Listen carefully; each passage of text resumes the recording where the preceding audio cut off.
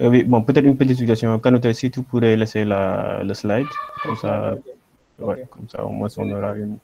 Ok, je laisse le slide alors. Ok. Je laisse le slide sans souci. Excuse-moi une minute. Ok, là c'est bon. Ok. Ok.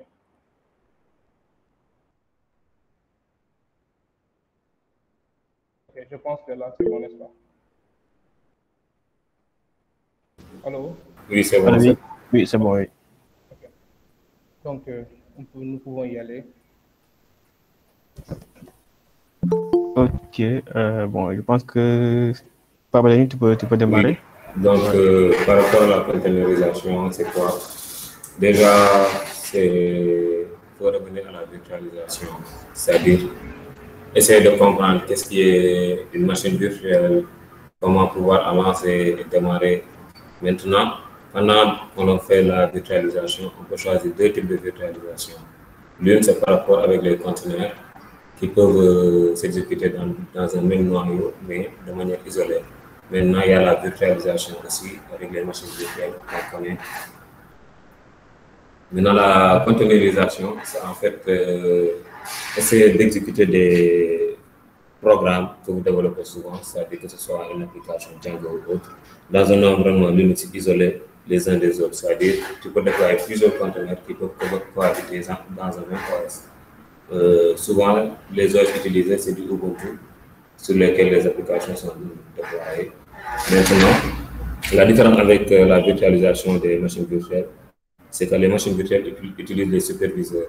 Les hyperviseurs, c'est en fait ce qui prend le contrôle pour allouer les ressources et agir au niveau du processeur. Donc, la virtualisation avec les conteneurs, eux, ils n'ont pas d'hyperviseur, mais ils ont Docker Engine, d'où l'objet aujourd'hui de notre présentation. Donc, je vais essayer de donner la parole à Messa pour qu'il ajoute sa contribution.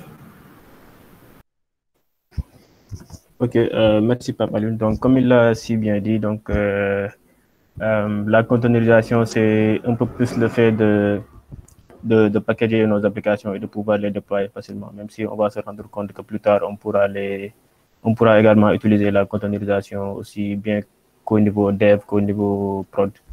Donc, l'autre différence également, bon, juste pour basculer sur la différence entre la containerisation et la virtualisation.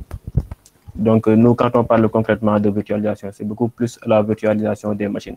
Donc, qu'est-ce que nous entendons par virtualisation des machines? C'est comme si on avait un système d'exploitation et par-dessus ce système d'exploitation-là, on installait un autre système hôte. Donc, c'est comme si on avait en fait une machine dans une machine. Alors qu'au niveau de la containerisation, on a tout simplement les conteneurs qui se partagent le noyau de l'autre. Donc, vous avez par exemple votre machine sur laquelle vous avez installé Ubuntu et par-dessus, vous installez une technologie de containerisation comme Docker.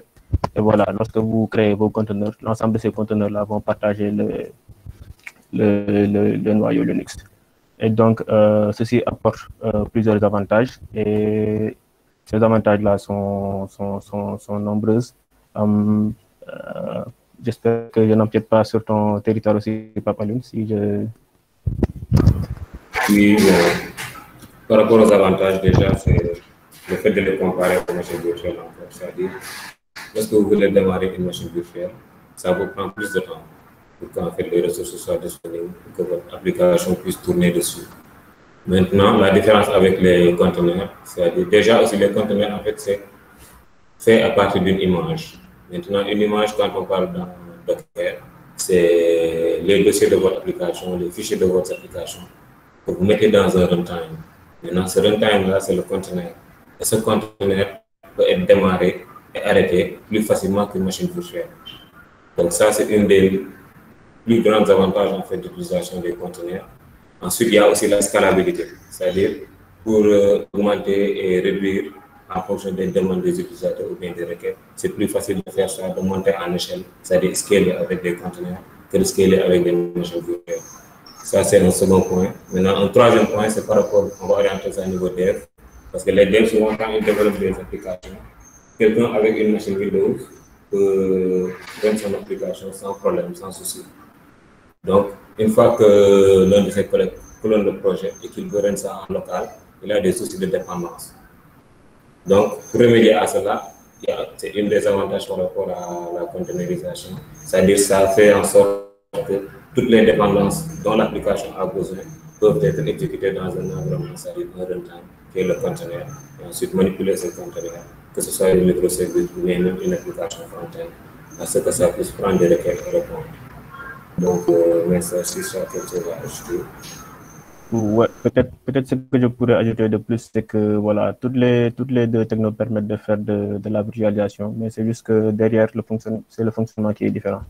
Donc, avec ce qu'on connaît de la virtualisation classique, donc là, c'est ce qu'on appelle de la virtualisation lourde, alors qu'au niveau des containerisations, on fait de la virtualisation légère. Donc, comme je l'ai dit tout à l'heure, la virtualisation que l'on connaît donc de manière classique, c'est qu'on a on recrée carrément un système au niveau de notre système hôte et on a une isolation entre le système hôte et la machine virtuelle. Donc, et cela apporte des contraintes, mais également des inconvénients. Donc, comme l'a dit Pape Alun, l'inconvénient que l'on connaît le plus au niveau de la virtualisation classique, c'est que les machines virtuelles sont très, très lentes à démarrer. Donc, vu qu'on a un système d'exploitation que l'on installe sur un autre système d'exploitation, c'est un peu normal que ça prenne du temps à démarrer. Et donc, l'autre inconvénient aussi, c'est que lorsque l'on crée une machine virtuelle, donc on associe ou bien on alloue des ressources à cette machine virtuelle-là, que ce soit en termes de ressources en RAM, en processeur ou même en espace disque. Et lorsque vous allouez ces ressources-là, vous ne pouvez plus les récupérer. Par exemple, imaginons qu'on ait une application que l'on veut déployer sur une machine virtuelle au niveau de notre système, par exemple, et que l'on décide d'allouer à cette machine 4 Go de RAM, alors qu'au total, on a 8 Go de RAM. Lorsque vous allouez ces 4 Go de RAM, il va vous laisser 4 Go de RAM. Et il se peut que cette machine virtuelle-là, l'application que vous avez déployée sur cette machine virtuelle-là, ne consomme même pas la totalité de ces 4 Go de RAM. Donc, voilà. Effectivement, en fait, c'est ça. Et aussi, pour ajouter, c'est-à-dire, quand vous utilisez les machines virtuelles aussi, vous pouvez utiliser des espaces de stockage qui ne vont pas être optimisables.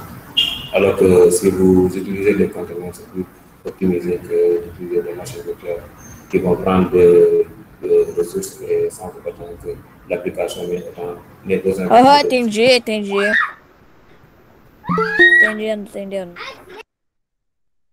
Alors, donc, il y a un incident. Mais bon, en fait, pour revenir maintenant aux avantages de ça, maintenant, on va essayer d'attaquer par rapport aux inconvénients de Docker.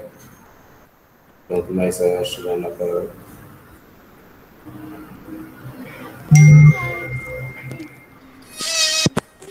Donc, là, on passe aux inconvénients, n'est-ce pas, Pabeline? Oui.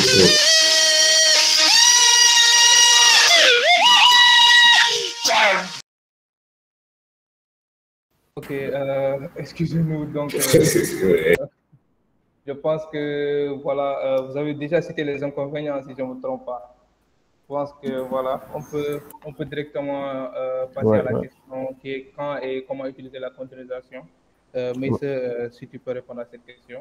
Ouais, donc quand et comment utiliser la containerisation, donc bon, je vais essayer de répondre à ces deux questions en même temps, vu qu'elles se rejoignent un peu, je trouve. Donc, quand je dirais que, par exemple, dès le début des devs, donc lorsque vous avez un nouveau projet et que vous faites ce qu'on appelle le plus souvent le choix des technologies que vous allez utiliser au niveau de votre projet, là, vous pouvez, dès le début, choisir d'utiliser Docker. Donc, vous pouvez choisir d'utiliser Docker dès le début de votre projet, que ce soit en dev ou bien lorsque vous allez partir en production. Donc, pourquoi en dev? En dev, ça va vous faciliter énormément de choses. Déjà, vous n'allez plus avoir le problème que l'on connaît souvent. Par exemple, moi, je développe mon application sur mon ordi. Tout se passe bien. Je donne l'application à Kanouté, il a du mal à le démarrer. Alors que moi, ça fonctionnait bien sur ma machine. Donc là, c'est l'un des gros avantages de Docker, ou bien d'une technologie de containerisation particulière. Lorsque ça marche sur un conteneur Docker, ça marche partout, que ce soit sur une autre machine, sur le cloud ou n'importe quoi. Donc là, c'était pour le cas. Donc dès le début, dès le début, vous pouvez choisir d'utiliser Docker. Aussi, vous pouvez choisir de l'utiliser également en production. Donc, ça va également vous faciliter le déploiement de vos applications. Et vous pouvez également l'utiliser juste pour les tests. Si vous voulez faire, par exemple, du A/B testing ou du green, comment ça s'appelle encore, du green blue deployment, par exemple, vous pouvez l'utiliser. Oui, Pape-Alioune, vas-y. Oui, en fait, juste pour rejoindre par rapport à ce que je disais, par rapport au déploiement, en fait, ça vous facilite beaucoup de choses. C'est-à-dire, quand vous voulez déployer ou bien ajouter une nouvelle version de votre application, vous avez un downtime, c'est-à-dire le temps où vous changez en fait la nouvelle version de l'antécédente. Donc, avec le Blue-green deployment et les conteneurs, c'est-à-dire avec l'utilisation de Docker, vous pouvez en fait faire ce déploiement sans pour autant et réduire ainsi votre temps de downtime. Donc, c'est l'une des avantages par rapport à Docker et pourquoi les gens l'utilisent souvent. Maintenant, derrière cela, il y a aussi l'orchestration qui est faite, mais ça, c'est plus avancé avec Docker Swarm. Mais il y a d'autres outils aussi qui sont beaucoup plus convenants par rapport à ça. Mais Docker, en fait, il faut comprendre que c'est utilisé à partir du dev jusqu'en livraison de votre produit. Donc, durant tout le processus de développement, vous pouvez intégrer ça. C'est bon, je peux prendre la parole.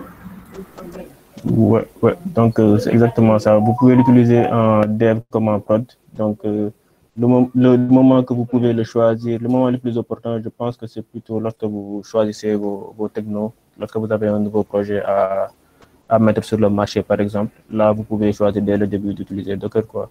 Mais si vous voulez aussi, par exemple, lors de la stratégie à mettre en place pour pouvoir déployer vos applications, là-bas aussi, vous pouvez décider de partir sur du Docker pour pouvoir facilement déployer vos applications en prod.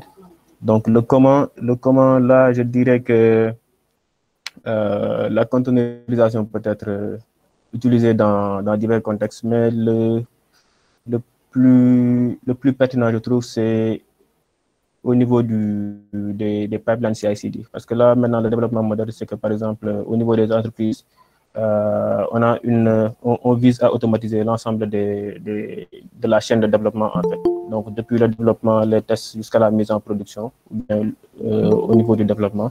Donc, on essaie d'automatiser tout ça. Et là, ce qui est à la mode, c'est de mettre en place des pipelines CI/CD. Et vous pouvez intégrer Docker au niveau de ce pipeline CI/CD-là. Et lorsque vos développeurs, par exemple, commit leur code, effectuent un push, donc là, la pipeline va se mettre en marche. OK. Donc là, le pipeline va se mettre en marche et voilà. Il y aura, par exemple, les tests qui seront exécutés. Ensuite, lorsque les tests sont exécutés, il y aura le build de l'image Docker qui va être effectué. Bon, peut-être après, on va revenir sur ce qui est une image. Et là, lorsque le build est effectué, après, on pourra passer au niveau déploiement. Donc, si vous avez divers environnements de déploiement, par exemple, que ce soit en test, staging, prod, pré-prod, tout ça, vous pouvez les paramétrer, quoi. Donc là, je pense que Pape-Alioune a beaucoup plus d'expérience que moi là-dessus, vu que c'est un Ops. Oui, tout à fait. En fait, c'est utilisé aussi au niveau des pipelines, comme tu l'as si bien souligné. C'est-à-dire, quand vous pouvez build votre image, build votre application, faire les tests, comme tu l'as dit aussi tout à l'heure, c'est-à-dire Docker peut être utilisé aussi pour les tests de votre application. Maintenant, vous pouvez intégrer ça dans votre intégration continue qui veut dire CI, CD veut dire Continuous Delivery, c'est-à-dire les releases qui sont continues, de telle sorte que s'il y a une modification au niveau du staging ou au niveau du dev et qu'il pousse ces modifications, il peut enclencher en fait un pipeline qui va build l'image de l'application et mettre ça en place pour déployer ça, que ce soit en dev, en staging ou bien en prod. Parce qu'il faut savoir qu'avec les déploiements, il y a différents staging.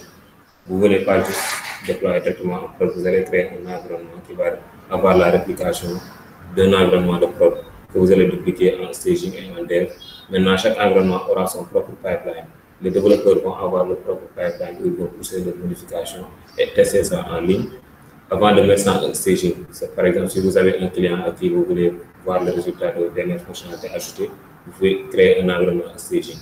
Maintenant, une fois que c'est validé, vous pouvez aller en production.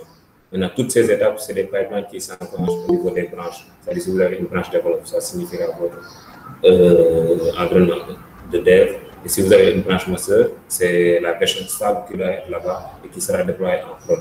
Maintenant, toutes les applications qui sont dans chaque branche vont être l'équivalent de ce qui sera en ligne, que ce soit en dev, en staging et en prod, c'est-à-dire la branche master, dev et staging. Donc, si Maïssa a d'autres choses à ajouter. Je pense que c'était tout par rapport à ça. Le comment, c'est pour moi le plus pertinent, c'est surtout l'intégration au niveau des chaînes de CI/CD, quoi. Donc voilà. Kanouté, tu peux prendre la parole. Ou bien Papeling aussi, si tu as quelque chose à ajouter. Ok, merci. Bon, je pense que c'est clair de ce côté. Peut-être ce que j'aimerais qu'on explique, c'est peut-être qu'est-ce que c'est qu'un pipeline. Parce que parfois, ça peut être, comment on va dire, ça peut être étranger au dev ou voilà. Donc, en fait, totalement, je suis d'accord. Bon, j'ai oublié de bien préciser ça. En fait, les pipelines, c'est dans les repositories de vos projets. Que ce soit sur GitHub, que ce soit sur Atlassian, c'est-à-dire Bitbucket ou bien GitLab. Ils ont en fait des fonctionnalités de CI/CD. Vous pouvez créer vos pipelines. Dans ces pipelines, chaque repository a son propre outil. Sur GitHub, c'est GitHub Action. Et sur GitLab, c'est GitLab CI. Maintenant, c'est des fichiers YAML que vous écrivez. Ce ne sont pas des langages, mais c'est plutôt des trucs en JSON. Ils ressemblent plus à des JSON que vous écrivez. C'est des scripts qui vont permettre de construire ces pipelines à chaque fois qu'il y a un commit ou bien un pull request en fonction des règles que vous avez définies. Donc, c'est un peu ça par rapport au repository. Tout ça, c'est dans l'écosystème de développement, c'est-à-dire, mis à part tout ce qui est intégration de fonctionnalités, il y a aussi l'infrastructure qu'il faut prendre en compte. On appelle EIC, c'est-à-dire infrastructure as code. Tout ce que vous avez comme déploiement ou comme environnement, vous pouvez transférer ça sous forme de code, que ce soit avec d'autres outils plus avancés, mais ça, ce n'est pas l'objet de notre discussion, mais peut-être tourner autour de tout ça. Donc, allez. Ok, merci pour cet éclaircissement. Donc maintenant, nous allons passer à la question suivante qui est c'est quoi Docker? Qu'est-ce que c'est? On va donner une brève définition. C'est quoi ces technologies Docker? Donc Maïssa, si tu peux nous éclaircir par rapport à ça. Merci. Ok, Docker, c'est l'outil de containerisation le plus populaire du moment, même s'il y a d'autres alternatives à Docker. Mais c'est vraiment l'outil de containerisation le plus populaire. Donc, il offre en fait une API qui est assez riche et facile d'utilisation, permettant la création de conteneurs. Ça va vous permettre de créer vos conteneurs, plutôt vos images. Donc, avant de démarrer vos conteneurs, il faut que vous ayez une image. Et voilà, ça va vous permettre de créer tout ce qui est image, manager vos conteneurs, l'exécution, le déploiement, tout ça. Et il offre, comme je l'ai dit tout à l'heure, une API qui est assez riche et facile d'utilisation à travers une CLI, donc une command line interface. Et via ligne de commande, vous pouvez manager tout ceci. Ce que je peux dire de plus, c'est que, en fait, à la base, Docker a été créé pour les besoins d'une société. Donc, cette société, c'est une société de plateforme as a service, un PaaS appelé .cloud. Et finalement, en mars 2013, cette entreprise a créé une nouvelle structure nommée Docker Inc. et a placé en open source son produit qui est Docker. Donc, Docker en tant que logiciel qui vous permet de gérer vos conteneurs. Aussi, on peut dire que les outils de containerisation, y compris Docker, sont associés à un modèle de déploiement basé sur une image, comme je l'ai dit tout à l'heure. Donc, vous allez construire d'abord une image. C'est à partir de cette image-là que vous allez pouvoir instancier vos conteneurs. Donc là, je crois qu'on y reviendra un peu plus lorsqu'on va parler de tout ce qui est Dockerfile et tout ça. Voilà. Aussi, ce que je peux rajouter, c'est que les conteneurs existaient bien avant Docker. Donc, c'est juste que Docker l'a un peu plus popularisé, mais les conteneurs plutôt existaient bien avant Docker. Donc, on avait ce qu'on appelle LXC pour Linux Containers, qui était basé sur, comment ça s'appelle encore, les C groups et les namespaces. Donc, on pouvait facilement plutôt difficilement mettre en place des conteneurs en utilisant des langages de bas niveau comme C par exemple, pour communiquer directement avec le système. Mais c'est que pour ça, il fallait vraiment trouver des gars qui étaient assez balèzes, on va dire, en programmation système ou bien en programmation bas niveau. Donc là, le plus de Docker, c'est qu'on a une API qui est assez riche et qui facilite moi, ce que j'appelle la développeur experience. Donc voilà quoi, c'est beaucoup plus facile pour un développeur d'utiliser Docker que de coder des programmes en C pour manipuler des C ou bien des namespaces pour pouvoir voilà quoi, créer des conteneurs. Donc, Kanouté, tu peux rajouter quelque chose? Juste, tu as mentionné quelque chose, c'est le LXC. Donc, juste pour dire que voilà, Ubuntu, plutôt les systèmes Linux utilisent le système de containerisation depuis des années, depuis leur existence. Donc, ils utilisent ce système qu'on appelle le LXC, quoi, juste pour, on va dire, la culture, quoi. Donc, voilà. Exactement. C'est ce que j'essaie de dire, en fait. Les conteneurs, ça existait bien avant Docker, dans les années 80 ou quoi, je crois bien. Et c'est que l'explosion de Docker a beaucoup plus voilà quoi, mis en lumière les conteneurs. Mais ça existait bien avant Docker. Donc, ouais. Et aussi, peut-être une petite chose à ajouter aussi, c'est que le concept novateur aussi qu'ajoute Docker, c'est que pour créer vos conteneurs, en fait, lui, ce qu'il fait, c'est que vous devez créer un processus ou bien une brique de votre application par conteneur. C'est-à-dire que si vous voulez, par exemple, si vous avez une stack LAMP, par exemple, une application qui est basée sur Apache, MySQL, PHP et tout ça, vous allez avoir plusieurs conteneurs. C'est-à-dire, par exemple, vous allez avoir un conteneur pour PHP, un conteneur pour Apache, un conteneur pour votre application. Alors que si c'était du LXC ou bien les autres anciennes technologies qui vous permettent de faire de la containerisation, comme LXC ou bien, je pense, il y a un autre dont j'ai oublié le nom, je ne sais plus, c'est OpenVis ou quelque chose dans le genre. Et voilà, OpenVZ, voilà. Là, vous pouviez, par exemple, mettre tout ceci dans un seul conteneur. Mais avec Docker, donc Docker vous encourage à utiliser une brique par conteneur. Et là, c'est vraiment ce qui est, je peux dire, à l'origine de beaucoup de choses, et surtout avec les microservices actuellement. Voilà, vous pouvez avoir un microservice par conteneur et tout ça, quoi. Papaline, si on dirait que tu as... Oui, tout à fait, en fait. Maintenant, c'est plus optimal de faire ça en microservice parce que tu peux modifier un peu la plupart de ton application sans pourtant interférer sur d'autres microservices. Donc, chaque microservice pourra représenter un conteneur. Maintenant, arrivé à ce niveau, ce qui se présente comme difficulté, c'est par rapport à la gestion des services mesh. Ça veut dire les faire communiquer entre eux. C'est là où maintenant il y a l'intérêt d'utiliser Docker Swarm, qui est aussi un autre outil. Parce qu'il y a beaucoup de Docker Engine comme beaucoup de trucs. C'est-à-dire il y a beaucoup de choses comme le Docker Compose et le Docker Swarm qui sont plus avancés et qui vous permettent en fait d'orchestrer un peu votre conteneur. Mais il y a d'autres outils encore qui sont beaucoup plus performants pour ce genre de tâches. Mais Docker est souvent utilisé juste pour builder les images, créer les conteneurs, les déployer sur des registres. C'est-à-dire par rapport à Docker Hub, ce qu'on parlait tout à l'heure, qui est un registre où les gens peuvent faire des dépôts par rapport aux conteneurs et utiliser aussi d'autres conteneurs qui existent. C'est-à-dire des images de Ubuntu peuvent être clonées et run sur votre machine de manière locale.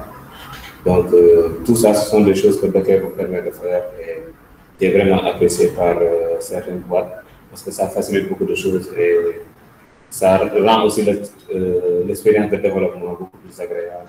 Parce que aussi développer, ce n'est pas juste venir intégrer des applications, mais faire en sorte que aussi ce soit plus agréable et que l'environnement puisse être répliqué de manière rapide sans pour autant perdre beaucoup de temps. C'est-à-dire, aujourd'hui, quand les développeurs sont là à installer beaucoup de choses sur leur machine, ils peuvent utiliser Docker pour créer plusieurs environnements, pour des devs en Django, ou bien un environnement pour des devs en JavaScript, ou bien un environnement avec d'autres langages. Donc tout ça, ce sont des trucs que les devs peuvent explorer et essayer d'utiliser afin de faciliter leur journée de dev ou bien leur environnement. Donc allons si tu as des choses à ajouter.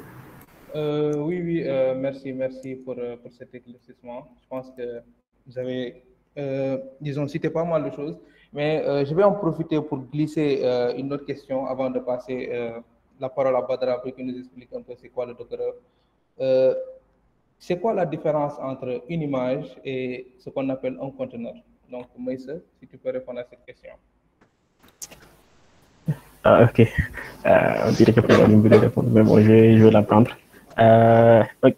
Bon, comme je l'ai tantôt évoqué, je pense, dans mes propos, le conteneur est issu en fait de l'image. Donc, avant toute chose, avant d'avoir un conteneur, vous devez avoir ce que l'on appelle l'image. Donc, je ne peux pas peut-être anticiper sur le Dockerfile et tout ça, mais en gros, l'image, c'est un peu la photographie de votre application à un instant T.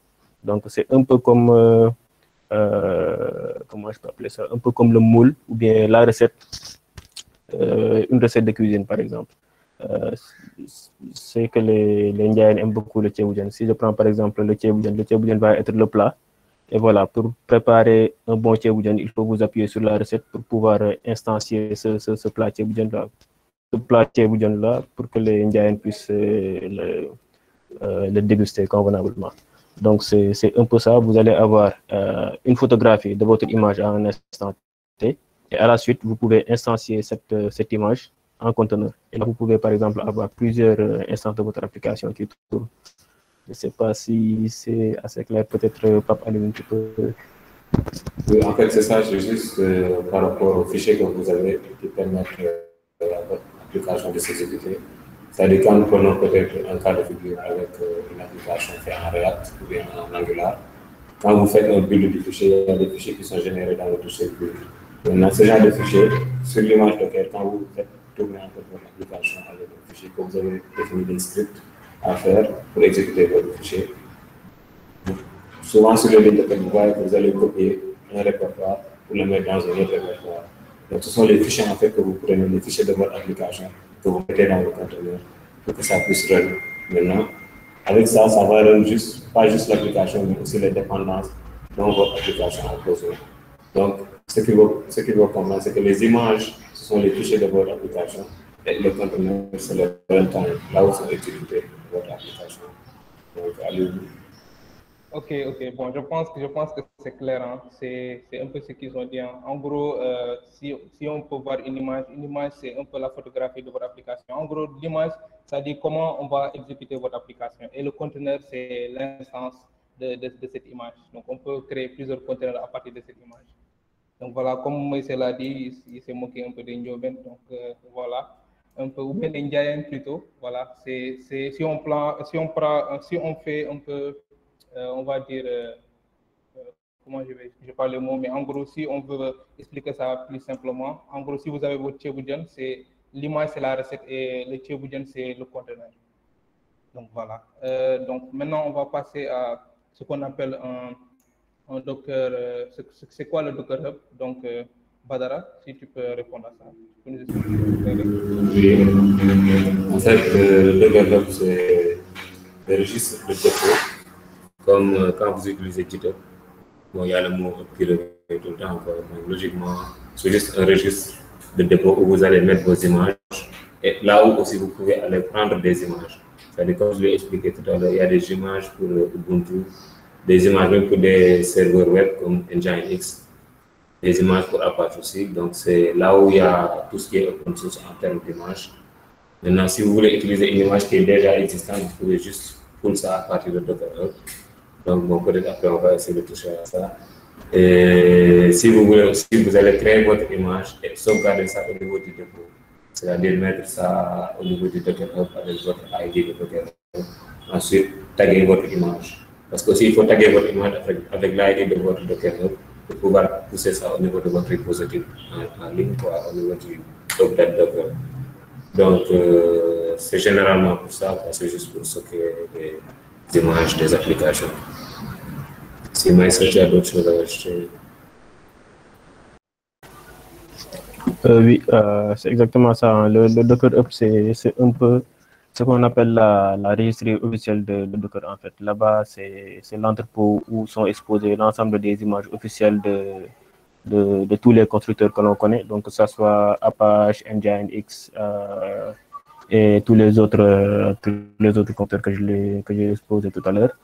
Donc là-bas, vous pouvez directement récupérer des images qu'ils ont créées, mais également vous pouvez construire votre propre image et la mettre là-bas. Et comme ça, d'autres développeurs peuvent récupérer votre image et construire des conteneurs à partir de ces images-là. Peut-être aussi une importante note aussi à ajouter, c'est que il y a d'autres services qui peuvent vous permettre d'héberger vos images. Bon, par exemple, il y a GitHub qui a son propre service qui vous permet d'héberger vos images. Je crois que si vous créez, par exemple, un repository là-bas, vous avez la possibilité d'y entreposer vos images. Il y a aussi d'autres services qui offrent un hub vous permettant d'héberger vos images, quoi. Il y en a qui sont payants ou il y en a aussi qui sont gratuits. Donc, c'était peut-être la chose à ajouter. Je te donne la parole. Ok, merci. Bon, là, je pense que c'est clair. Hein. Je pense que j'ai rien à y ajouter. Donc, on va directement passer au prochain point. Donc, qui est qu'est-ce que c'est que le Dockerfile et qu'est-ce que c'est que le Docker Compose par YAML. Donc, Moïse, si tu peux répondre à ça. Oui, Dockerfile et Docker Compose. Bon, donc, on va commencer par le Dockerfile. Tantôt, on l'a évoqué tout à l'heure en parlant d'images, de conteneurs et tout ça. Donc, le Dockerfile, en fait, c'est rien d'autre qu'un fichier texte.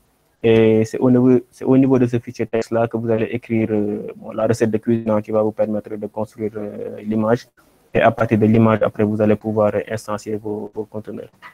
Donc, le Dockerfile, c'est tout simplement un fichier texte qui va comporter l'ensemble des instructions permettant de construire l'image de votre application. Et donc, l'image va être une photographie à un instant donné de votre code source ou bien de votre application de manière générale. Et à partir de cela, après avoir construit votre image, vous allez pouvoir instancier vos applications sous forme de conteneurs. Donc, juste pour résumer, vous allez avoir le Dockerfile, qui est juste un fichier texte au niveau duquel vous allez écrire l'ensemble des instructions permettant de construire votre image. Et à partir de cette image-là, vous allez pouvoir construire des conteneurs. Donc, Dockerfile, puis image, puis conteneur. Donc, juste pour résumer, je pense que c'est ça. Pape Alioune, si tu as quelque chose à ajouter ou bien qu'à noter. Oui, non, pas essentiellement, en fait. C'est juste ce que j'ai dit tout à l'heure par rapport au fichier et au script qu'on rédige. Donc, le Dockerfile, en fait, c'est ce qui va vous permettre de rédiger la manière dont votre application sera exécutée au niveau du conteneur. Et c'est cette image qui sera build pour être, en fait, utilisée au niveau de votre déploiement ou autre. Donc, c'est en lien aussi avec ce qui suit tout à l'heure, c'est-à-dire le Docker Compose environment, qui permet aussi de tester plusieurs Dockerfiles entre elles. C'est-à-dire, comme si vous avez une application et la base de données, vous pouvez en fait build chaque image dans son Dockerfile, c'est-à-dire la partie base de données, que ce soit Postgre ou Mongo aura son image, et la partie aussi applicative de la logique, que ce soit Django ou Java, aura aussi son image. Maintenant, Docker Compose, YAML, c'est aussi un autre API qui est dans l'environnement de Docker que vous pouvez utiliser pour lancer en fait vos différents fichiers Dockerfile et orchestrer un peu ça. Mais ce n'est pas totalement ce dont vous avez besoin pour faire communiquer toutes les images au niveau de l'instance ou bien de l'OS où c'est exécuté. Donc, peut-être Aline, tu as quelque chose à ajouter. Oui, bon, je pense que vous avez un peu résumé le truc. Donc, bon, tout ce que j'ai à rajouter, donc, ce sera plutôt par rapport au Docker Compose. Donc, en gros, si dans une application, peut-être vous pourrez avoir besoin de plusieurs images, quoi. Disons peut-être qu'on a une application, on va dire Spring par exemple, qui est connectée à une base de données MySQL. Donc, vous pouvez, au lieu de créer deux images et ensuite aller sur votre fichier Spring, mettre le lien de la base de données, ainsi de suite. Vous pouvez utiliser le Docker Compose.yml pour créer en gros, disons, un environnement carrément pour les deux types d'images. Et à partir du Docker Compose directement, vous pouvez créer ce qu'on appelle un networking. Donc, dans votre Spring Boot, vous pouvez directement, par exemple, les accès de votre base, vous pouvez directement utiliser le nom de l'image que vous avez donné, le nom que vous allez donner à votre conteneur, par exemple. Donc, juste ça. Mais je pense que ce sera plus clair au moment où on va pratiquer. Donc, voilà un peu ma contribution par rapport à ce point, quoi. Ouais, peut-être juste pour ajouter par rapport à Compose aussi. En fait, c'est que Compose, c'est vraiment une API qui est proche de Docker, bien qui est entièrement dédiée à la gestion de multiples conteneurs en quelque sorte, quoi. Donc, lui aussi, il offre une API qui est assez riche et assez facile à utiliser pour les devs. Et voilà, c'est un outil qui est écrit en Python, donc, et qui permet de décrire dans un fichier YAML, comme l'a dit Pape Alun, plusieurs conteneurs. Et comme je l'ai tantôt évoqué, vu que Docker en fait apporte cette vision assez novatrice, qui est le fait de mettre un processus par conteneur, cela va impacter, cela va carrément se définir au niveau de Docker Compose en fait. C'est-à-dire qu'au niveau de Docker Compose, vous allez faire de telle sorte que chaque brique de votre application va se retrouver au niveau d'un seul conteneur et ces conteneurs-là vont communiquer. Et cette communication-là va se faire à travers un réseau. Bon, par défaut, Compose va créer un réseau par défaut si vous ne le stipulez pas au niveau de votre fichier Compose. Et ainsi, cela va vous permettre d'orchestrer facilement en quelque sorte vos conteneurs et ainsi simplifier vos déploiements. Si je prends par exemple le développement moderne que l'on voit maintenant, c'est-à-dire que le plus souvent vous avez votre front-end que vous allez développer en Vue.js, Angular ou React ou Svelte. Après, vous allez avoir votre back-end de l'autre côté qui va être sous forme d'API REST que vous allez développer dans une autre techno, que ce soit du Node ou quelque chose. Et après, vous allez avoir une base de données qui va, lui, interagir avec votre API et l'API va renvoyer la réponse ou bien les données au niveau de votre application front que vous avez développée sur une techno front quelconque, quoi. Et là, si on voit cette architecture-là, vous avez une architecture basique avec trois composantes. Donc, ces composantes sont votre application front, donc que vous avez développé avec une techno front. Vous avez la base de données derrière et l'API. Et si vous voulez mettre en place un ensemble de conteneurs, donc chacune de ces briques-là de votre architecture va se retrouver au niveau d'un seul conteneur. Et Compose va vous permettre en fait de décrire que voilà, vous allez avoir trois conteneurs par exemple qui vont communiquer entre elles. Et le premier conteneur va être votre application front, le deuxième l'API et le troisième la base de données. Et après, vous allez faire de telle sorte que ces conteneurs-là puissent communiquer. Peut-être l'autre chose aussi, c'est que plus vous avez de conteneurs, plus la gestion de ces conteneurs-là va se complexifier. Je pense que Pape Alun a évoqué tout à l'heure le cas des microservices. Donc, si vous avez par exemple N microservices, vous allez avoir N conteneurs. Et donc, pour pouvoir gérer ça, ça va être de plus en plus pénible, quoi. Et là, dans ce genre de situation, Compose ne va plus être suffisant ou bien ne va plus être assez puissant pour pouvoir vous permettre de faciliter la gestion de ces environnements-là. Vous allez devoir passer sur quelque chose comme Kubernetes ou ce genre de choses, mais là, c'est tout autre chose. Mais là, si vous avez des architectures qui sont assez simples, vous pouvez passer sur du Compose et voilà, quoi. Donc, Pape Alun, je pense que tu avais quelque chose à ajouter. Oui, tout à fait. En fait, c'est juste ça. Il y a des limites, quoi. C'est-à-dire que chaque outil, ça te permet de faire quelque chose en local, d'avoir un environnement qui est stable en dev. Mais maintenant, si vous voulez aller en prod, bon, ce ne sera pas peut-être la même pratique à suivre. Donc, mais bon, ça, on va y revenir peut-être par rapport à quelques bonnes pratiques.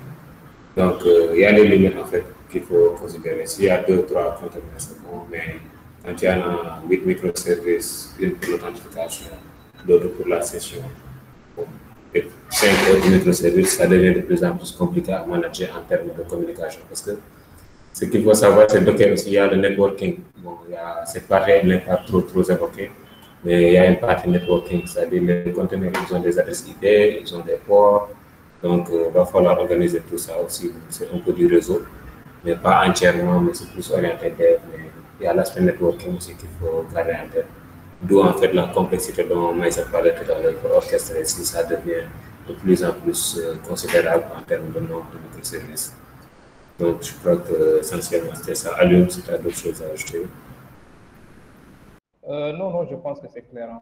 On peut passer directement au prochain point, qui est, donc voilà, comme je pense que vous l'avez évoqué en répondant aux autres questions, donc c'est comment, ici le but c'est de répondre comment on peut utiliser Docker dans un environnement de développement et comment on utilise Docker pour aller en prod.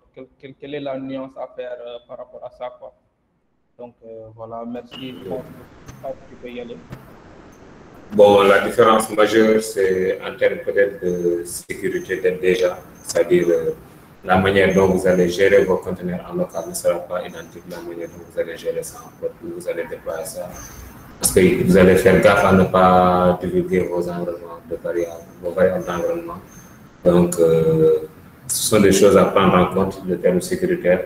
Parce qu'avant tout aussi, si vous utilisez Docker juste pour prendre ce qui est en dev et déployer ça en prod, alors que si vous allez en prod, que ce soit dans le cloud avec Google Cloud Platform ou bien AWS, comme nous le faisons nous, en staging, on peut peut-être utiliser des instances EC2, c'est-à-dire pour montrer un peu l'évolution du projet par rapport au client. Mais ce sera un environnement plus identique à ce qui sera en dev.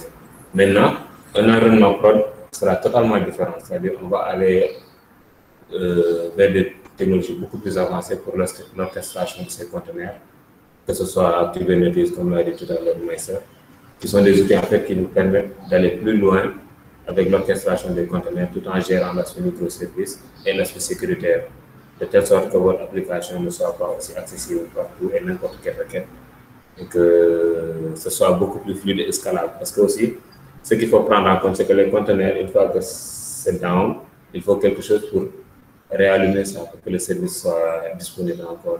Donc, tous ces genres de mécanismes sont des choses qui se font de manière automatique, mais avec d'autres outils. Au cas où, quand il y a un pod, un pod, c'est des conteneurs au niveau de Kubernetes, mais quand il y a un conteneur qui est down, il faut un service qui va réallumer ça ou bien en créer un autre, tout en gardant encore les données. Il y a souvent un problème qui se pose, c'est-à-dire quand vous déployez par exemple une image de Postgre et que vous ne créez pas en fait un volume, une fois que l'image est down, vous ne pouvez plus retourner en arrière. Même si vous recréez l'image, vous allez perdre en fait les données parce qu'il n'y a pas de processus, vous n'avez pas créé de votre conteneur. Donc tout ça sont des choses à prendre en compte, c'est-à-dire quand vous avez un environnement de dev, les choses qui vous sont acceptables ne sont pas les mêmes choses que vous aurez en environnement de prod.